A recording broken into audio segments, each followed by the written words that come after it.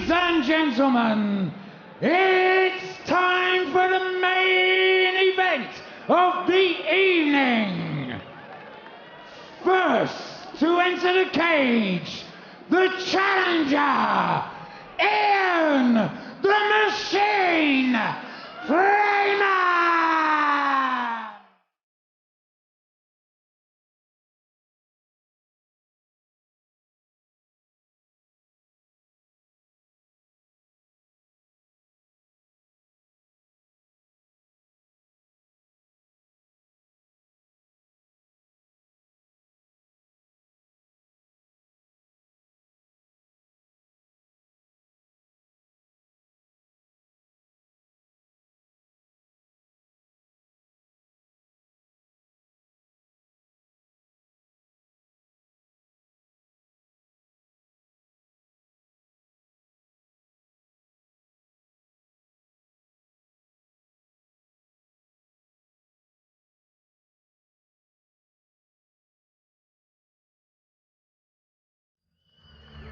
And his opponent, the Cage Rage British Light Heavyweight Champion, Paul Boom Boom Cahoon.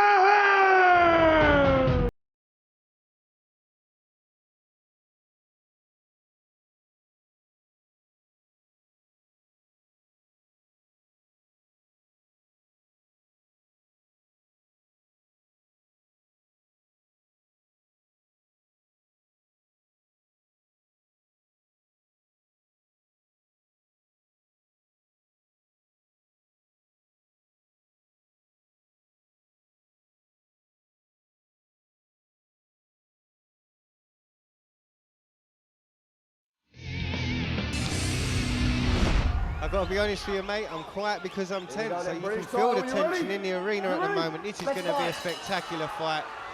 Yeah, I'm tense too because I've known both these guys for a long time. I've seen both of them fight abroad in Holland and other places, and this is a great matchup.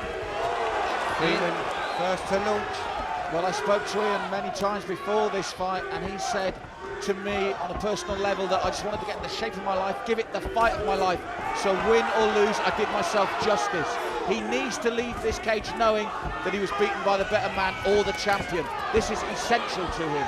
One thing Ian's doing, and look at this, Paul Cahoon blocked the takedown and ended up on top.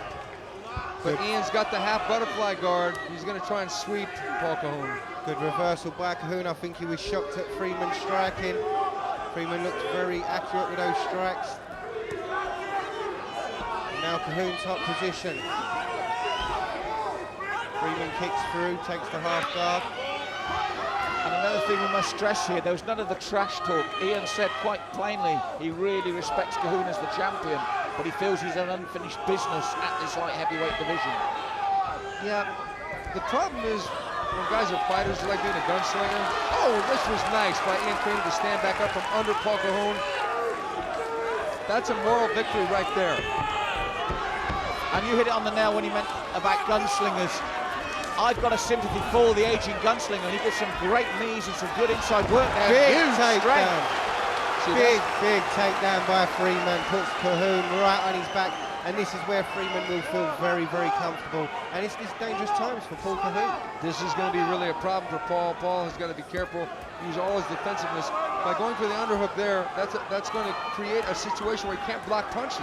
He's looking to scoop his body out, but he's getting himself into trouble. But he got himself up momentarily, but now he's side-mounted. He's got to be always careful of the submission. Ian hustling around. If Paul stands back up again, that will be to his favor. Freeman looking to get the neck, sprawls beautifully, takes the back of Cahoon. Cahoon turns well, Freeman looking to get the top position. Cahoon with the right arm of Freeman tracked, is stopping him from being able to cleanly turn, but he turns well into the guard of Cahoon. A lot of great scrambling here on the floor by both men. The price will be paid cardiovascular-wise. This is the point. So far, Freeman's done everything right for his game plan, but you mentioned the longer the fight goes on at the moment, he's doing what's expected of him, and he's doing the right thing, isn't he? Yeah, because you can't really tell someone's cardiovascular capabilities by looking at their outer body and if they're well-defined or not well-defined. Fyodor Emelianenko, the Pride Heavyweight Champion, or former Pride Heavyweight Champion, never looked cut. He didn't have a six-pack, but he was able to go long distances against huge guys. Now, but Ian Freeman on top of you in your guard is going to be a problem because Ian has devastating ground and pound. Paul can't sit there and clown like this. Big rights, big lefts, and Cahoon smiles in the face of Freeman. Wow. What effect will that have on Freeman? I don't think it's going to have much of an effect on Ian because Ian will continue to smash away. I know it's Paul being Paul because he's got the big macho streak, and that's fine. He's going to try and defeat Ian mentally and then physically if he can. Well, when you talk about that mental defeat, that's that internal cardiovascular thing you're on about, Steve, isn't it? Is that, you know, you wonder if Ian's still got the 3 rounds in him. You always feel for the aging gunslinger that goes there for the shootout one last time. Yeah. But so far, with a minute left, he's done everything right in this shootout. Yeah, in the first round. But Paul is still there, and Paul has not even winced by those strikes yet. That's right, he looked as though he was goading Freeman at one point, telling him to bring it on, throw what you can. Freeman happily obliging him. Well, Ian is dominating this round at the moment. Yes, we're into the last minute. The problem with a guy like Paul Cahoon, he can take a punch like nobody I've ever seen from England. I mean, this guy's, he's got a chin made of metal, like an anvil chin. But the other side of the coin, which Freeman is proving, he said, if I win or lose, it's by giving it my best shot, and he's proving this here. Whatever the outcome at the moment, he is giving it his best shot. This for me is a Freeman round. He's done everything right, as you said. He's dominated upright. He looked good. It shot Cahoon down on the ground. Cahoon's there, goading him, but I tell you now, I wouldn't like to be Paul Cahoon taking those shots.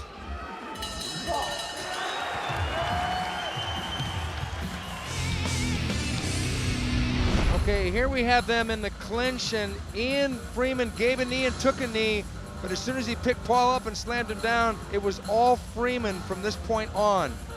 He grounded and pounded away, and Paul was mentally defiant. Now, that right underhook, he was trying for the buck over like that, but Ian hustled and got back in control. So here we are, round 2, a big round to Freeman, but what's left there from the gunslinger of old? The MMA pioneer against the new gunslinger, and Rob, picking up on your point, he's shocking Cahoon with his stand-up. He is, he's looking great. Just got clipped by Cahoon now. But the problem is this, after Ian punches, he drops his hands. Both guys trading up. Watch. After Ian punches, yes, he especially drops his that right hands, hand, and Steve. Paul's going to try and counter that. So Ian's got to keep his hands up the whole time, because if he gets caught on the chin, it's going to change the complexion of this fight. He's got to do the same as he did in the first round, surely, and then go back to ground after those early exchanges. Yeah, but he set up the ground and stand up, because it got Paul thinking he was going to, box with him or whatever. Looking for the guillotine. Cahoon does a good job of sweeping and taking it to ground. Freeman tries to get back up. Paul got the takedown there. Cahoon does a great job of keeping it there. Cahoon's arm trapped, his right arm trapped behind the back of Freeman, just trying to get it free. Freeman possibly looking for the Kimura as he turns on his hips. But let's look at the other factor as well that you mentioned right at the beginning of the fight, Stephen. Cahoon has got an equaliser in a one-punch knockout. Yeah, he does. He can ice anybody at 205 with one punch if he sits down on that with his legs and things. But on the floor, no. Look at the escape by Ian Freeman. If he takes Paul's back, it's going to be a problem. But he doesn't. Paul rolls a little bit out. Freeman looking to pick shots. The problem is this. Paul started on the top, and now he's on the bottom. This means that Ian Freeman has maneuvered this fight back to where he wants it. Therefore, he's winning this round. Passes guard very well, moves into side mount position on the back of Cahoon again, looking to set the hooks in. Cahoon wraps up well, not allowing Freeman any space. So far, almost halfway into the fight, he has turned back the clock. He really has, because with the output from strikes from the top, I would have thought he would have gotten a little winded, but he didn't show any signs whatsoever walking to his corner or even breathing hard. What he's trying to do now, he's trying to blast away from the blind sides of Paul Cahoon. It doesn't matter now. Cahoon trying his own roll. I think Paul may be getting a little winded himself. That's right, rolling from stomach to back. Freeman just firing shots, good shot to the body, another good shot to the body. Freeman comes in, moves in on top of Cahoon. Cahoon with almost half guard. He's really drilling his body too. Yes, Freeman has turned back the clock here, but again, we go back to your original point, Stephen, for how long? How long does that body maintain this momentum? He set a fearsome pace on the ground here. With 2 minutes left here in the second round, and this being a 3-round fight, I'm confident that he's not going to fade at this point. We would have seen him fade already if he was going to. That's right, the strikes are still containing a lot of venom. Cahoon tries to shake him off again. Freeman very dominant on the ground. And this time there was no play acting from Cahoon. No. He saw the danger and reacted. This is vintage Freeman at the moment, Stephen. See, that was a bad mistake by Cahoon to put his head up like that. Now he gets one. What he's trying to do is from the blind side, hit Paul Cahoon and get Paul Cahoon to forget about his legs and flatten out. Because when he's turtled up like this, Ian can't put the leg hooks in. Cahoon in a frustrated position almost. Rob, and we're almost into the last minute. Sum up these 2 rounds for us so far. I've got to be honest with you there, Freeman. You know, he's gone out there and he looks great as he moves into mount position. This could be big, big trouble for Paul Cahoon. 1 minute left, Ian Freeman with a really good closed mount. Cahoon is going to be, as you said, Rob, in problems. If he tries to turn like that, he can get the leg hooks in from the mount, and he does just that. And now he's got back control, 55 seconds left. Dangerous times for Paul Cahoon, current British champion. Ian Freeman chooses to figure 4 his legs.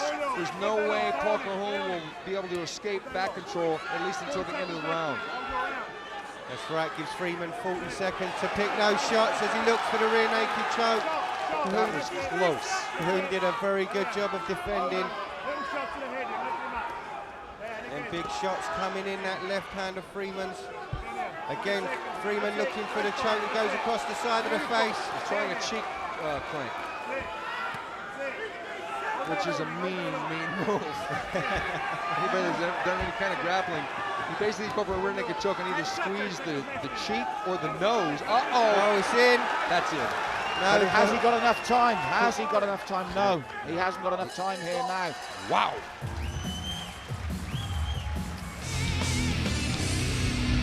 So we have emphatically 2 rounds to 0 for Ian Freeman. But you know what, guys? To me, this is the most dangerous period of the fight for him. Cahoon will know he's behind. He's a heavy, heavy hitter. For me, this is the defining 5 minutes of Ian Freeman's career and the most dangerous for him. I think you're absolutely right in that assessment because Paul Cahoon can finish things at the last second of a fight. He's done it before. He's going to try and do it again, but he's got to let his fist fly at some point. You can't let Ian.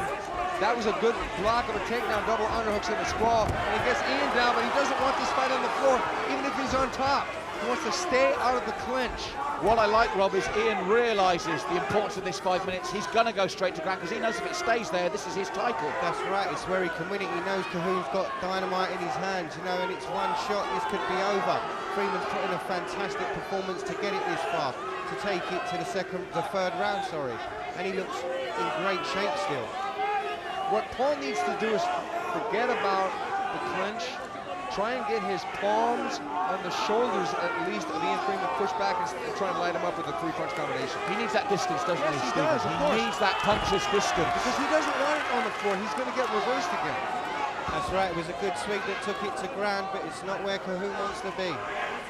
Ian was very confident when he was talking to me beforehand that as much as they said, don't forget, Paul Cahoon has got a ground game, Ian was convinced it wouldn't be as good as his ground game. Well, it hasn't been so far, so Ian, I would have to say, I would agree with Ian.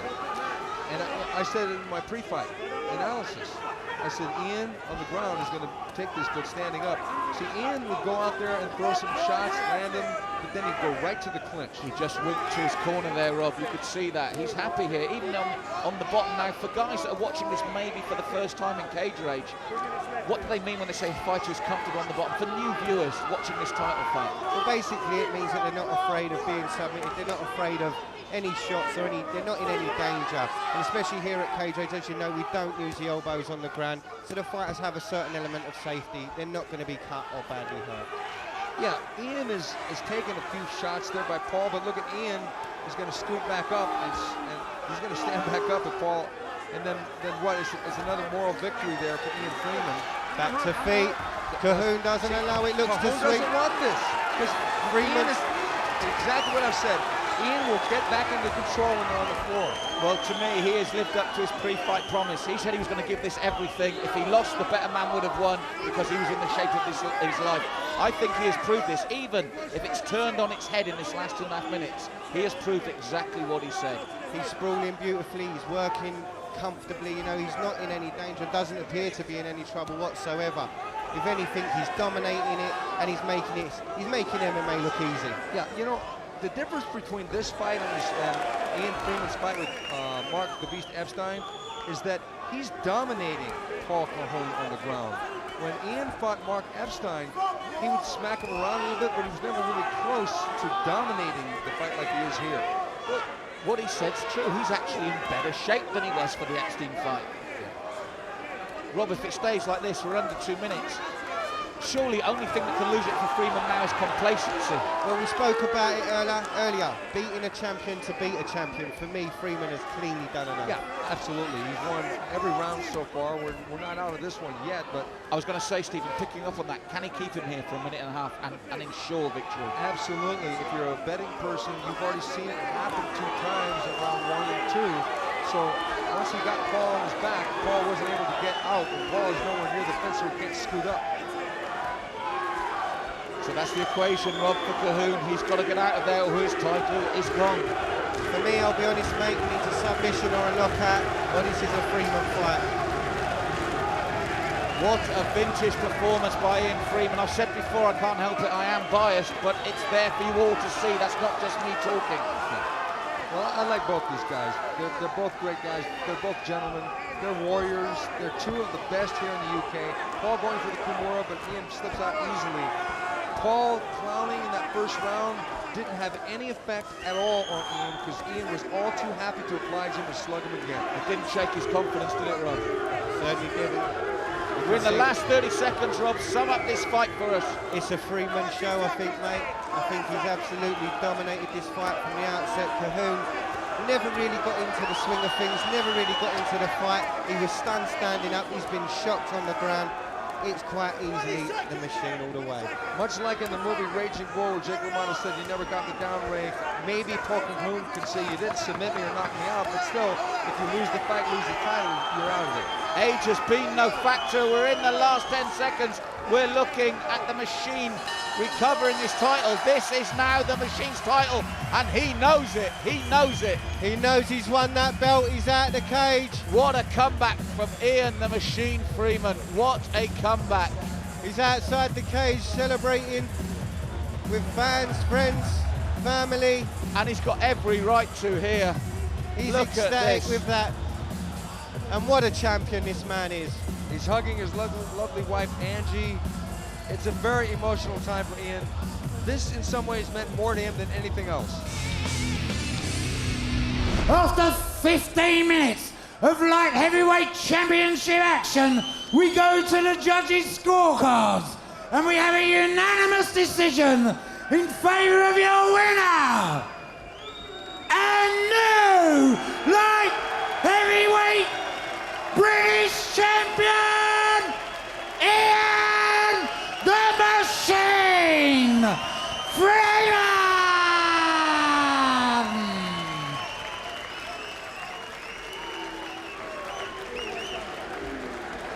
And ladies and gentlemen, let's hear it for your runner-up, Paul Boom Boom Cahoon!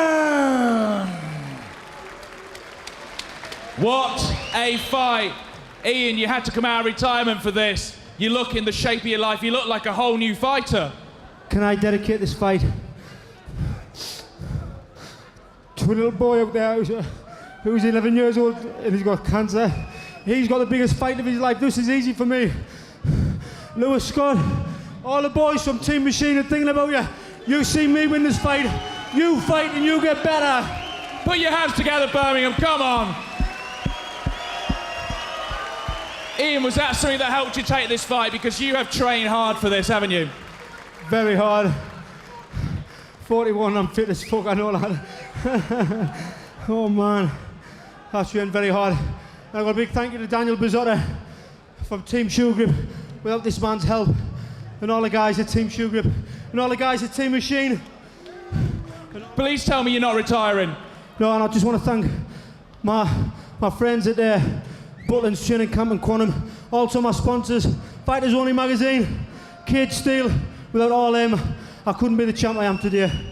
Well, put your hands together for your winner and new light heavyweight British champion, Ian the Machine Freeman! Wow! Do you know what? The excitement is cage rage. No. The girls, the fighters, the machine. Oh! I think you're more excited than anyone else. Dave, what a night of fighting it's been. To see Ian come out of retirement, I mean, what a fight that was. You kept going about us old people. Yes, you're old people. Listen, it's been fantastic. Thank you very much. Make sure you get yourself some tickets to the next Cage Rage event, 27. July the 12th. Step up. We'll see you next time on Cage Rage. Yes, Birmingham, yes!